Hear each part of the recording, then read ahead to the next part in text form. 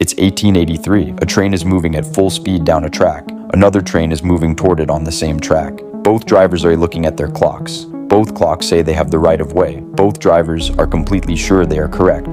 They are both right, and they are both about to die, not because anyone made a mistake, simply because the two trains were running on different clocks. And nobody, not one single person in the entire country, had ever decided what time it actually was.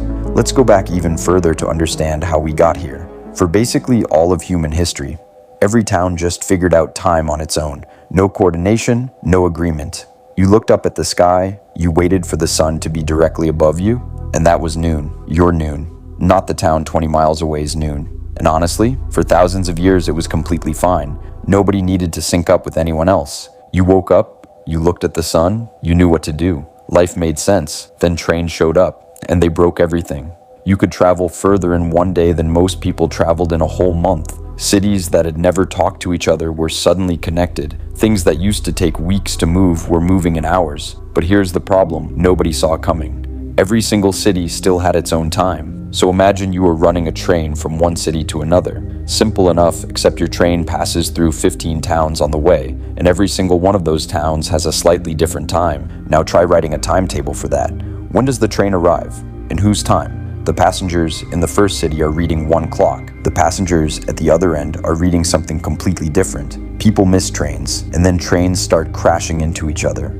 Just like those two in 1883. Two drivers, two clocks, both saying something different. People were dying because nobody had ever sorted out something as basic as what time it was. So the train companies in Britain sat down and said, enough. We are picking one clock. The clock they picked was sitting in a small town just outside London called Greenwich. And from that point on, it did not matter what the sun above your town said. Greenwich said it was 3 p.m. It was 3 p.m. Simple. Done. Now, you would think people would say, great, thank you, problem solved. They did not do that. People were furious, like genuinely. Newspapers called it an outrage. Town councils refused to change their clocks. People felt like someone had walked into their town and stolen something from them. The thing they had used their whole lives suddenly being replaced by some clock in London that had nothing to do with them. Some towns were so stubborn they put 2-minute hands on their clocks. One hand for local time and another hand for railway time. But here's the thing about trains. If you want to catch one, you use their time. The train does not care about your feelings. It leaves when it leaves. So slowly,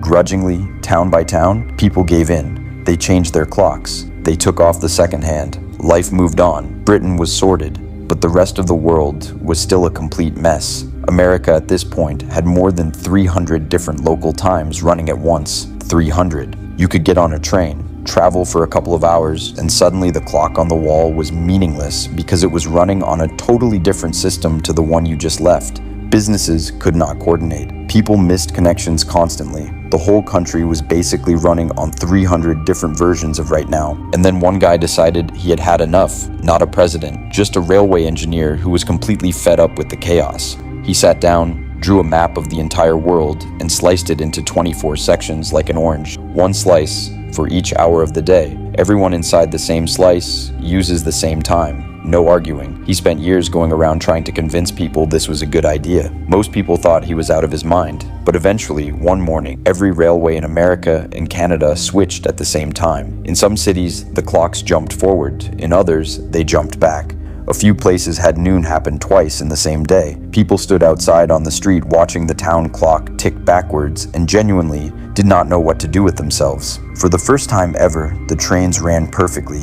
A year later, countries from all over the world sent people to a big meeting in Washington. They needed to pick a 0 point, one place on the map where time starts, where it is officially 0 and everywhere else gets measured from there. They picked Greenwich, that same small town outside London. Not for any big scientific reason, just because Britain had the most trains, the most ships, and honestly, everyone was already using Greenwich time anyway. It was the easiest answer in the room, and everyone was tired, and that was it. The whole world synchronized to a clock in a small English town because trains kept crashing. One engineer drew some lines on a map, and a room full of tired diplomats picked the easiest option available.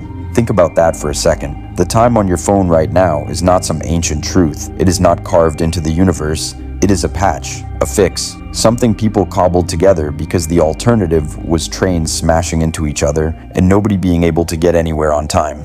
You have been waking up to that fix your entire life. Your whole relationship with time, every deadline, every appointment, every moment you have ever been somewhere too early or too late. All of it running on a system that only exists because of a train scheduling problem from 200 years ago.